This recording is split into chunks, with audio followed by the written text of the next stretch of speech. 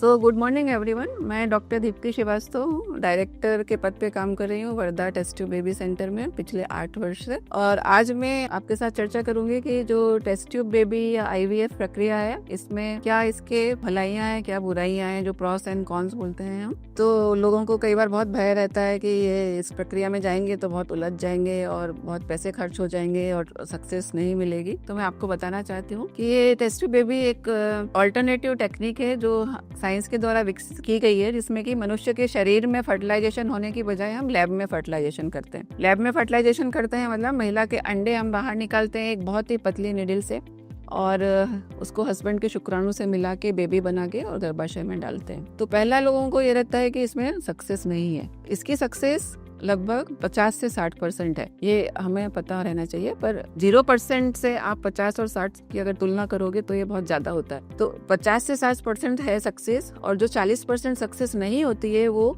इसलिए नहीं होती है क्योंकि हम बेबी बना के जब हम डाल देते हैं उसके बाद वो जो हमारी गर्भ पिशवी है उसमें से उसकी जड़ें विकसित होती हैं। उसके पीछे बहुत सारे इम्यूनोलॉजिकल, जेनेटिक और एंडोक्राइनल फैक्टर्स होते हैं, जिनको कि हम बहुत एक फैक्टर्स को हम दवाइयों द्वारा कंट्रोल करने की कोशिश करते हैं। पर अभी भी साइंस में रिसर्चेस चल रही हैं और वो थोड़े दिनों में शायद वो हो भी जाए, पर अभी तक हमारे पास उसका 100% हल नहीं है। इसीलिए इसकी सक्सेस जो है वो कम मानी जाती है, पर एकदम कम भी नहीं है। 60%, 50% से ज्यादा मतलब बहुत ज्यादा सक्सेस है। आप अगर 0 पे हो, ट्रीटमेंट नहीं ले रहे हो, उससे आप कंपेयर करोगे तो ये काफी अच्छी सक्सेस है। दूसरा एक भय रहता है कि इसमें इंजेक्शंस लगते हैं, महिलाओं को पेन होता है, बहुत पेनफुल होती है प्रोसीजर। तो आपको बताना चाहूंगी कि इसमें इंजेक्शन का जो पेन होता है वो सबक्यूटेनियस इंजेक्शन होते हैं, बहुत पतले होते हैं वो।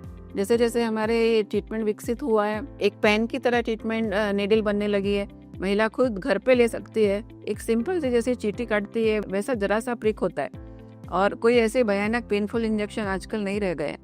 तो उसमें इतने घबराने की कोई बात नहीं है, और कोई ऐसी बड़ी सर्जरी नहीं होती इसमें कि आपको बॉडी में कट लग रहा है, आपको टाँके लग रहे हैं, ऐसा कुछ भी नहीं होता। एक बहुत पतली सी निडल होती है जो कि आपके वेजाइनल रूट से अंदर जाती है, छोटे से, वो भी एनेस्थीसिया में जाती है वो 5 मिनट के लिए, और आपके अंडे को सक करके बाहर निकलती है। तो जो ये पेन वाली बात है ये भी बिल्कुल नहीं है। तीसरा, लोगों को भय रहता है कि ये बहुत ही खर्चीला ट्रीटमेंट है। तो जो खर्च की बात आपको बताएं, ये डिपेंड करता है कि आप कौन सी सिटी में, कौन से लेवल के आईवीएफ सेंटर पे ट्रीटमेंट ले रहे हैं, आप कौन सी दवाइयाँ वो आईवीएफ सेंटर वाले यूज कर रहे हैं। ज्यादातर अगर बहुत सारे इम्पोर्टेड इंजेक्शन मंगाएंगे, बहुत महंगे क्वालिटी वाली दवाइयाँ लेंगे तो ये खर्चा बहुत ज़्यादा जा सकता है। परंतु साधारणतया बहुत सारे रिसर्च हुए हैं, इस पे देखा गया है कि जो सिंपल वाले हमारे इंडियन मेक प्रोडक्ट्स हैं वो भी उतना ही इफेक्टिव है जितना कि इम्पोर्टेड प्रोडक्ट्स हैं। तो अगर हम इंडियन मेक इंजेक्शंस लेते हैं, इंडिया में बने हुए प्रोडक्ट्स लेते हैं, तो उससे हमारी कॉस्ट काफ़ी कम हो जाती है। जो हमारे सेंटर में ये कॉस्ट बहुत ही मिनिमल उस पर रखी गई है।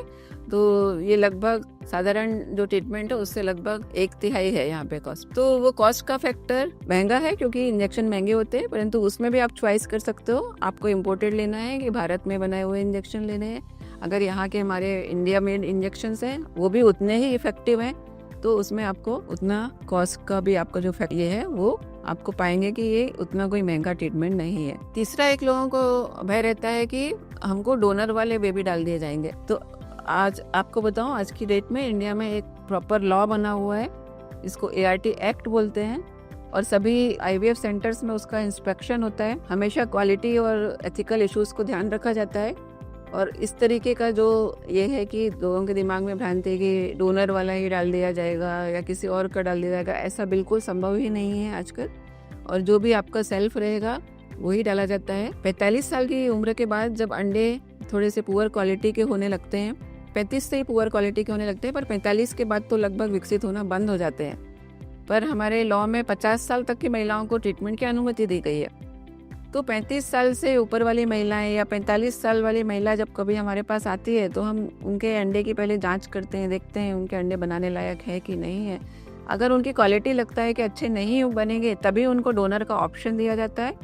उनके पूरे सहमति से उनके द्वारा एफिडेविट बनवाया जाता है, कोर्ट में से लाके स्टैम्प पेपर पे साइन किए जाते हैं कि आपको डोनर अंडे दिए जा रहे हैं। और जो डोनर महिला है उसको उस रिसिपिएंट महिला की तरफ से इंश्योरेंस निकाला जाता है, हेल्थ इंश्योरेंस। इतनी बड़ी प्रक्रिया करने के बाद ही आपको डोनर अंडे और डोनर एम्ब्रियो डाले जा सकते हैं। तो ऐसा बिल्कुल भी नहीं है कि कोई भी डोनर वाले में एम्ब्रियो उठा के आपको डाल दिए जाएंगे, ये बिल्कुल संभव नहीं है आज के जो कानून और एथिकल हमारा जो सिनेरियो है उसके हिसाब से। और जो पांचवा डर रहता है लोगों को कि ये बहुत हाई रिस्क होती है प्रेगनेंसी, या बेबी अब नॉर्मल हो सकते हैं। तो बेबी अब नॉर्मल की जो इसमें संख्या रहती है वो नॉर्मल जो रहती है, जितने नॉर्मल प्रेगनेंसी में अब नॉर्मल रह सकते हैं वही इसमें भी रह सकते हैं। तो उनका हम टेस्ट करते हैं और कभी भी अब नॉर्मलिटी पता पड़ती है तो उसके हिसाब से सलाह दी जाती है। और जो महिलाओं को रिस्क की बात है, तो पुराने समय में क्योंकि लगभग 15-20 साल पहले IVF की सक्सेस 20 से 25% ही थी, तब ज़्यादा एम्ब्रियो डाले जाते थे, 3-4 एम्ब्रियो डाले जाते थे।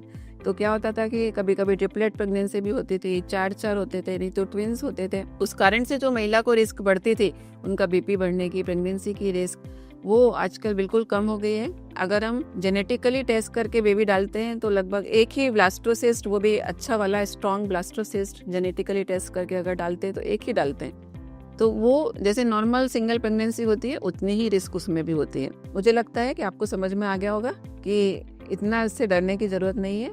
इसकी सबसे बड़ी जो अच्छाई के बारे में अगर बात करें, सबसे बड़ी अच्छाई है कि इसमें 60% सक्सेस की संभावना है।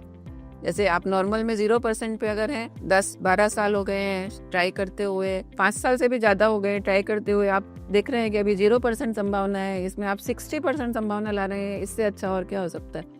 तो हमेशा इससे भयभीत ना हो और इस ट्रीटमेंट की तरफ आगे बढ़ें, क्योंकि आप आगे कदम बढ़ाएंगे तभी आपको आगे की मंजिल मिलेगी। अगर आप कदम ही नहीं बढ़ाएंगे तो मंजिल के बारे में सोचना ही व्यर्थ है ना। तो धन्यवाद।